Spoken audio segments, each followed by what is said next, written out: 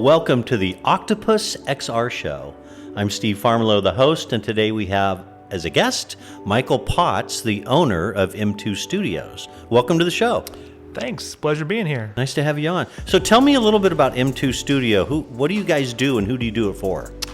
Well, M2 Studio has been around for 22 and a half years, and originally the company was founded to be kind of a laboratory of technology, but we focus primarily on architectural visualization for the bulk of that 22 years. Architectural visualization, what does that mean? It means anytime you've driven by a project, a big building that's being built, you might see a banner out in front of what it's going to look like. We did that. Or a lot of times hotels or hospitals or parks would hire us to produce videos of what those buildings would look like or facilities.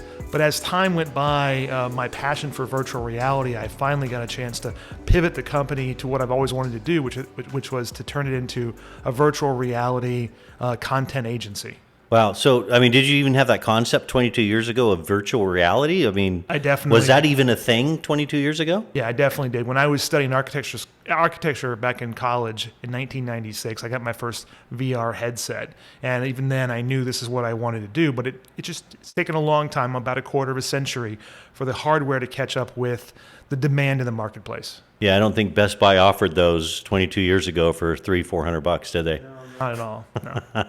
That's great. So tell me what you do then for OCTOPUS XR. How do you and your company interrelate with OCTOPUS XR? Sure. So we have been building these virtual reality spaces for a long time for corporations, and we started to find out that we could create extra environments that we were kind of building like a spec home. You know, that you might say, hey, does someone want to come along and have a piece that they don't necessarily want to build custom? We met with OCTOPUS XR last year, and we kind of floated this idea about working together to create an online marketplace where businesses could take these pre-built spec environments, these virtual environments, corporate offices, auditoriums, meeting places, and use them for their first metaverse build out, their first metaverse office or headquarters. And so we've been talking with them and working with them for the last 6 months or so to create a library of online content that companies can come along and take over. So yours is like pre-built content then. So if I own small, medium-sized business, I don't have to hire you to create my own custom one and pay a lot for it. There's kind of off-the-shelf virtual reality backgrounds that I can choose from, right? That's exactly right. And it's responding to customers that were coming to us and saying, we really love what you're creating. We don't want to necessarily have you build something custom because the time and cost is just too high. What do you have in your library that we could have? So we had done this a dozen times or so last year with companies who'd come along and say, Let's take that space. Can we have that space and just change the color, change the logo, and then make it ours? So we'd already seen there's a demand for this, and we really did want to have a marketplace, and OCTOPUS XR came along at just the right time and said, let's do something together. That's great. So like my laptop, it comes preloaded with different backgrounds, right? Of, just picture backgrounds that I can use when I'm on a Zoom call or something. But this is now virtual reality backgrounds that you can have. So explain the application for that. So if I own a company called Farmelo Distributing, and I have 12 different offices across the country, I've got 250 employees, and I want them to all meet in a virtual reality spot. So Zoom calls are old news, like that was yesterday's tool. Now we'll go with OCTOPUS XR and get into one of your rooms. Is that correct? We'd all meet in a room, or correct. Departments would meet in a room, kind of a thing? That's correct. And one of the nice things about this is that it allows you to come in virtual reality if you want to go through the VR with the goggles, but you can also come in on the web. So you can have avatars interacting with each other.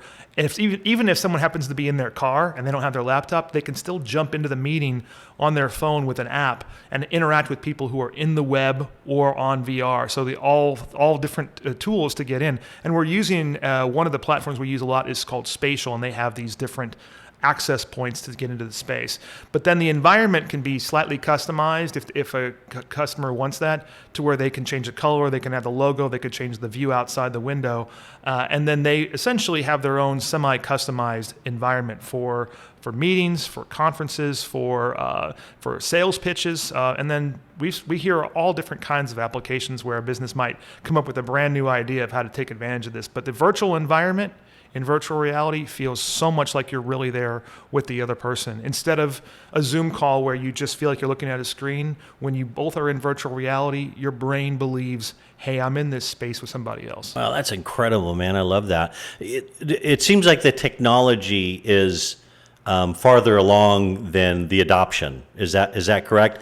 And by that I mean the technology can do things that I don't even know about yet. So it seems like the hurdle of adoption will be to educate people, and that's the whole reason we have OCTOPUS XR and all the different training videos and all that. Educate people on how easy the applications can be absorbed or adopted. Is that right? That's absolutely correct. I mean, I'd seen this work 6 years ago, so the technology's been around for a while, but adoption has only recently, in the last year or so, been, and COVID's part of the reason why it's become much more common. Also, the work from home and the remote and all the alternatives to Zoom. But once we see a person enter into the space for the very first time and have an experience with lots of people, it's very, very cool to see people get kind of in awe and then realize what the potential is. And then I have a lot of customers who say, once I started, now I'm running my meetings on a weekly basis or even sometimes daily basis in these environments. See, this is another benefit of COVID. A lot of people don't realize that there's so many benefits of COVID. I mean, being able to do this and become more efficient without the cost of jumping on planes and doing all that or being stuck on Zoom calls, right? I mean, I have meetings with my staff all the time in virtual reality. Most of them are working from home. And so I say, hey, jump into this environment. We'll sketch this out together. We'll look at something together. And because you have that spatial understanding of what an environment is or how things are working three-dimensionally, you can even sketch in 3D. It's a game changer. It's crazy. Do you have any videos you can show right now? I think there are some videos we can maybe pull up here.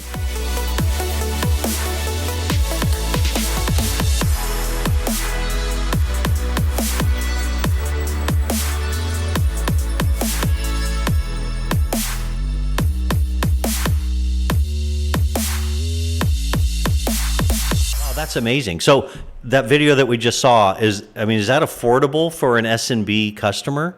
That's the reason why we decided to partner with OCTOPUS XR. And I think that we found from our customers, they say this is a price point that is totally affordable. Let's say it's about a third or a quarter of the price of doing something custom completely. So it gets them in the door at a much lower price than building something from scratch. What profile of a customer would hire you to build a custom background versus one of the off-the-shelf ones? I mean, I'm just trying to get my arms around, like, how expensive is it? Is it only Tesla that can afford it? Or, I mean, like, give me an idea of the ideal profile for custom versus just one of the off-the-shelf. Sure. Well, we're working with a number of Fortune 5, Fortune 50, Fortune 500 companies to build their virtual reality offices, proof of concepts, corporate headquarters, and that kind of stuff. But we also work with smaller businesses that are just passionate about it too, that they're really excited and they want to do it and they see an application for it. And sometimes it's even individuals who say, I'm a huge fan of this technology, I know how valuable it is, and I've got this custom idea or this custom space I want you to create for our small business. So we do see them of all shapes and sizes, but there certainly is an extra cost in putting anywhere from 150 to say 500, 600 man hours into the creation of these environments. Whoa, that much? Yeah. That is incredible. That's incredible. So if someone wants more information or they just want to be educated on seeing the rooms, seeing what they can do with the rooms, because I think a lot of end users, they haven't experienced it yet, right? They know Zoom, but they don't know virtual reality. So how can they learn more about OCTOPUS XR and about the room environment, so to speak? Sure. Well, there are some websites on the OCTOPUS XR website that explain some of the ways in which you can get in and some of the use cases that you can do, basically educate you somewhat. But the other important thing is that OCTOPUS XR, when you make a purchase of one of these environments, they give you an onboarding session where a host brings you through, shows you how to use the space and how to take advantage of the tools and the elements within this platform that allow them to really explore the functionality of the experience. Yeah, that's huge that they have somebody to actually take you through and learn it to adopt it correctly versus just buying it off the shelf and saying, good luck. Yeah. And if you want more support, they actually have packages on the website that let you have a longer term support if you want it. That's great. I have a question for you. If you saw this 22 years ago, the virtual reality, I mean, did your friends think you were kind of crazy? Oh, I've been told I was crazy for decades. Yeah. It was a long time that I thought, is this something I'm really going to continue to pursue? Because it hadn't paid for itself. In fact, it was mostly a lost money for a couple of decades. Yeah. But I will say, I roll out of bed now in the morning and just pinch myself that I get to do something that I love to do, and I get paid pretty well to do what I love to do. And the interest is growing around the world. Companies from every corner of the planet are waking up to the reality that this is a game changer. This is where the internet is moving. So we're all going to have to, I wouldn't say necessarily next week, but I would say within the next several years, we're all going to need to educate ourselves and understand how the metaverse is going to impact business communication going forward. Yeah, and as we were talking before we went on the air, the technology has advanced so rapidly that it's so affordable now for SMB markets and things like that. I think you were mentioning that in 2006 you had a headset that cost you $100,000, and the entire setup, the virtual reality setup, costs $100,000. And it's that same solution today. You go to the store and easily pick it up for less than $150. Wow. At this moment, and that's incredible that we've seen that happen in 16 years. Yeah. So it's really time for SMB business to adopt this and learn more about it. I have larger corporations that tell me they're buying 20,000 headsets for their team members. So it's clear that businesses are ready to do this. So beyond just the meeting application of using virtual reality or these metaverse experiences, we've had a number of different use cases that customers have come to us. So a few examples would be a sales presentation. So we've had some customers who couldn't or decided it'd be more prudent to ship headsets than an entire sales team across the ocean to make a presentation. And it's been successful, and we've seen a number of those companies come back and do repeat business with us about sales presentations. Also, the other thing is that, remember, this allows a remote member of a team who may be on vacation or not there to just jump back in and get into the action without having to get on a flight. And it's a much better experience than Zoom. I'd also say that we see entertainment as an option for companies who are looking to add an extra layer of, like, let's watch this movie trailer together. We produced an experience to watch a full-length movie on the moon, and you sat in a Lamborghini, and there were 20 Lamborghinis sitting on the moon to watch a movie trailer, and that was a kind of a surreal experience. We've also worked with film production companies like Legendary Pictures. We created an experience to be on the planet Arrakis and see the spice mining devices go by and the little things flying by, and the worms would go across every so often. We brought some scanned-in models from the actors of the film and the music from the movie. So it was a lot of fun. So the applications. Also, another interesting one was we worked for the U.S. Olympic Committee to produce a series of environments where the fans and top donors of the committee would be able to interact with the players and the athletes in Tokyo, in Beijing, without actually having to go to the games. So this isn't so much a meeting, but the athletes could come in after their event and talk about what their experience was with a group of people from around the United States who couldn't get out there for one reason or another. Maybe it was because of COVID, or I think in Tokyo it was COVID, and Beijing too. There are people who just didn't want to go. So the applications are pretty big. Wow, that's incredible. I feel like we could talk for hours about that. Probably could. Uncovering new applications. You were smart enough in 2006 to see the headset and the applications there. I'm going to ask you to pull out your crystal ball now. Where do you see AR and VR heading in the next 2 to 3 years? So VR is more advanced in its technology right now. The equipment is more mature. So it's got a larger footprint right now in the marketplace, and it will continue for some time. One of the big advances we're going to see in VR, I don't know if it's going to be in 2 years or 3 years, something in that time frame. We're going to have the equipment that's going to look back on your face and recognize your mouth, and that will allow it to tell the avatar across the world that you're smiling, or that you're happy, or you're sad. And not just that, but the mouth movement will indicate muscles in your face, so it'll give a sense of a much more meaningful exchange between avatars. So that's one major advance. We're obviously going to see higher resolution, better quality experiences, more avatars in the same environment. But for AR, I think that the future is probably around that 2 to 3 year, probably even a little bit more than that, like maybe let's say 3 to 5 years.